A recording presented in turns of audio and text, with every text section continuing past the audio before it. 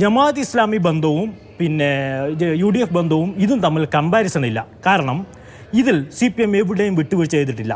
ഈ 2 ദിവസങ്ങളിൽ എവിടെയെങ്കിലും SDPIയെ വെള്ളപൂശിക്കൊണ്ട് ഏതെങ്കിലും CPM നേതാക്കൾ എന്തെങ്കിലും പറഞ്ഞോ?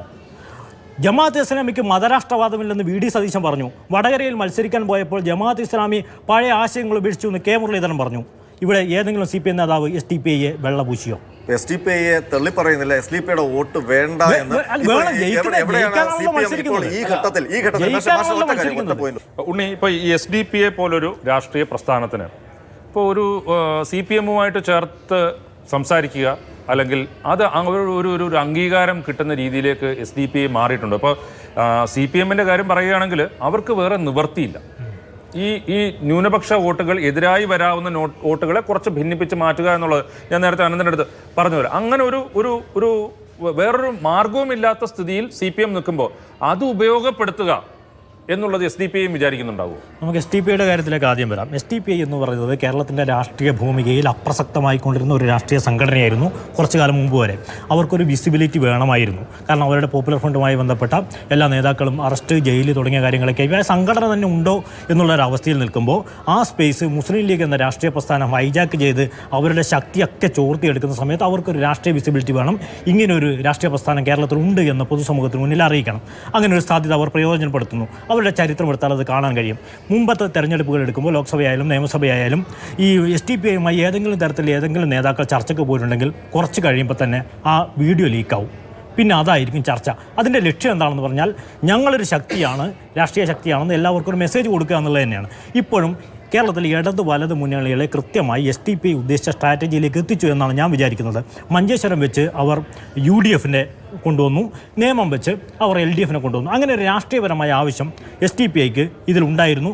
അത് അവർ വിനിയോഗിച്ച് കഴിഞ്ഞു. അവർ കേരളത്തിലൊരു ശക്തിയാണ് എന്ന ചർച്ച കൊണ്ടുവന്നു കഴിഞ്ഞു. അല്ല, ഇപ്പോൾ ഈ വോട്ടിൻ്റെ എണ്ണമൊക്കെ നോക്കുകയാണെങ്കിൽ വെൽഫെയർ പാർട്ടിയേക്കാളൊക്കെ എത്രയോ വലിയ വോട്ടെണ്ണത്തിൽ SDPIക്ക് പല മണ്ഡലങ്ങളിലും വോട്ടെണ്ണമുണ്ട്. അതുപോലെ തന്നെ കഴിഞ്ഞ തദ്ദേശ ഭരണ തെരഞ്ഞെടുപ്പ് കഴിയുമ്പോഴത്തേക്ക് ഏതാണ്ട് 100-ലധികം വാർഡുകളിൽ ജയിച്ച കക്ഷി കൂടിയാണ് SDPI. അതും പറയാം. ഞാൻ വിചാരിക്കുന്നത് ഇപ്പോഴും കേരളീയ സമൂഹത്തെ മനസാക്ഷിയെ ഞെട്ടിച്ച 1-2 സംഭവങ്ങൾ ഉണ്ടായിരുന്നില്ലെങ്കിൽ SDPI കേരളത്തിലെ ഏതെങ്കിലും ഒരു മുന്നണിയിൽ നിയമസഭയിൽ വരെ എത്താൻ ശേഷിയുള്ള പാർട്ടിയായിരുന്നു. അത്രയും കേഡർ സംവിധാനത്തോടുകൂടി കേരളത്തിൽ വളർന്നൊരു സംവിധാനമാണ് SDPI. അത് മറ്റൊരു ഘട്ടം. ഇനി BJP നമ്മുടെ CPMലേക്ക് വന്നു കഴിഞ്ഞാൽ CPMന് സംഭവിക്കുന്നത് CPMനൊരു രാഷ്ട്രീയ അനിവാര്യതയാണ്. മാത്രമല്ല മാഷജി പറഞ്ഞതിനോടുള്ള എൻ്റെ ഒരു വിയോജിപ്പ്, RSSന്റെ വോട്ട് വേണ്ട എന്ന് പണ്ട് പ്രഖ്യാപിച്ചു, SDPIയുടെ വോട്ട് വേണ്ട എന്ന് ഇപ്പോൾ പ്രഖ്യാപിക്കാത്തത് എന്താ എന്നാണ് ചോദ്യം. രണ്ടും തെറ്റാണെന്നാണ് എൻ്റെ അഭിപ്രായം. ജനാധിപത്യത്തിൽ നമ്മൾ മത്സരിക്കുന്നത് ജയിക്കാനാണ്. അവിടെ ജയത്തിൽ കുറഞ്ഞൊന്നുമില്ല. CPM മത്സരിക്കുന്നുണ്ടെങ്കിൽ അരിവാൾ ചുറ്റിക നക്ഷത്രത്തിലാണ് വോട്ട് ചെയ്യേണ്ടത്, അല്ലാതെ വോട്ട് ചെയ്യുന്നവരുടെ ചിഹ്നത്തിലല്ലോ. അരിവാൾ ചുറ്റിക നക്ഷത്രത്തിൽ വോട്ട് ചെയ്യണം. മറ്റേത് രാഷ്ട്രീയ ലക്ഷ്യത്തോടു കൂടിയുള്ള പ്രസ്താവനയാണ്. RSS വോട്ട് വേണ്ട എന്ന് ഏതെങ്കിലും ഘട്ടത്തിൽ ഏതെങ്കിലും പാർട്ടി പറഞ്ഞിട്ടുണ്ടെങ്കിൽ അതിൻ്റെ ലക്ഷ്യം അതിന് എതിരെയുള്ള എല്ലാ വോട്ടുകളും വേണമെന്ന രാഷ്ട്രീയ ലക്ഷ്യം മാത്രമേ അതിനുള്ളൂ. SDPI വോട്ട് വേണ്ട എന്ന് പറയുന്നുണ്ടെങ്കിൽ അതിനെതിരെയുള്ള വോട്ടുകൾ നേടിയെടുക്കുക എന്നതാണ്. യഥാർത്ഥത്തിൽ ജനാധിപത്യത്തിൽ അതല്ല വേണ്ടത്. നമ്മുടെ ചിഹ്നത്തിൽ വോട്ട് ചെയ്യാൻ, നമ്മൾ ജയിക്കണമെന്ന് താല്പര്യമുള്ള എല്ലാവരും അതിലേക്ക് വോട്ട് ചെയ്യണം. ആ സ്ട്രാറ്റജിയാണ്. അത് CPM എടുത്തിരിക്കുന്നത് തെറ്റില്ല എന്നാണ് എൻ്റെ അഭിപ്രായം. പിന്നെ ജമാഅത്ത് ഇസ്ലാമി ബന്ധവും പിന്നെ UDF ബന്ധവും ഇതും തമ്മിൽ കമ്പാരിസൺ ഇല്ല. കാരണം ഇതിൽ CPM എവിടെയും വിട്ടുവീഴ്ച ചെയ്തിട്ടില്ല. ഈ 2 ദിവസങ്ങളിൽ എവിടെയെങ്കിലും SDPIയെ വെള്ളപൂശിക്കൊണ്ട് ഏതെങ്കിലും CPM നേതാക്കൾ എന്തെങ്കിലും പറഞ്ഞോ? ജമാഅത്ത് ഇസ്ലാമിക്ക് മതരാഷ്ട്രവാദമില്ലെന്ന് VD സതീശൻ പറഞ്ഞു. വടകരയിൽ മത്സരിക്കാൻ പോയപ്പോൾ ജമാഅത്ത് ഇസ്ലാമി പഴയ ആശയങ്ങൾ ഉപേക്ഷിച്ചു എന്ന് K മുരളീധരൻ പറഞ്ഞു. ഇവിടെ ഏതെങ്കിലും CPM നേതാവ് SDPIയെ വെള്ളപൂശിയോ? SDPIയെ തള്ളി പറയുന്നില്ല. SDPIയുടെ വോട്ട് വേണ്ട എന്ന് ഈ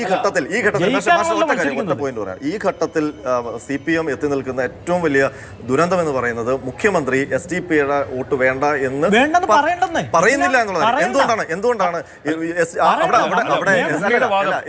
രാജോട്ട് അതിനകത്ത് SDPI എന്ന് പറയുന്ന രാഷ്ട്രീയ പാർട്ടിയുടെ പാരമ്പര്യം, അവരുടെ ക്യാരക്ടർ, അത് നമ്മൾ കണക്കിലെടുത്തേ പറ്റൂ. കാരണം പോപ്പുലർ ഫ്രണ്ട് പോലെ ഒരു വിധ്വംസക പ്രവർത്തനങ്ങളുമായി ബന്ധപ്പെട്ട കേസുകളുടെ പേരിൽ നിരോധിക്കപ്പെട്ട ഒരു സംഘടനയുടെ അനുഗ്രഹാശ്വാസങ്ങളോടെ ഉണ്ടായ ഒരു രാഷ്ട്രീയ പ്രസ്ഥാനം. രാഷ്ട്രീയ ആവശ്യമാണ്. CPM ജയിക്കണോ നമുക്ക് എല്ലാ പോക്കറ്റുകളിൽ നിന്നുമുള്ള എല്ലാ വിഭാഗങ്ങളുടെയും വോട്ടുകൾ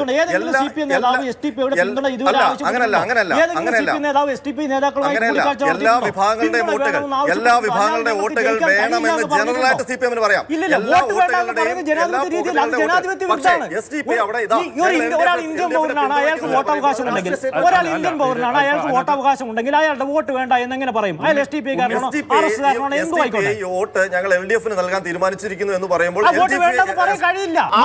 പറയാണ് ഞങ്ങൾ ഇത്തവണ നിങ്ങൾക്ക് വോട്ട് ചെയ്യുന്നു എന്ന് പറഞ്ഞാൽ ആ വോട്ടും സ്വീകരിക്കോ CPM? വോട്ട് സ്വീകരിക്കോ ഇല്ല എന്നുള്ള ചോദ്യം മറുപടി പറയണ്ട. ആ ചോദ്യത്തിന് മറുപടി പറഞ്ഞിട്ടുണ്ട് ഏറ്റവും അവസാനം നിലപാടുണ്ടോ അത് വർഗീയ കക്ഷികളുടെ വോട്ട് വാങ്ങില്ലെന്നാണ്. ന്യൂനപക്ഷ വർഗീയതയായാലും ഭൂരിപക്ഷ വർഗീയതയായാലും വർഗീയത വർഗീയതയാണ്. പച്ചയ്ക്ക് വർഗീയത പറഞ്ഞ പച്ചയ്ക്ക് വർഗീയത വരാനേ പാടില്ല. രാഷ്ട്രീയമായ സ്റ്റാൻഡാണ് RSSന്റെ വോട്ട് വേണ്ട എന്നുള്ളത്.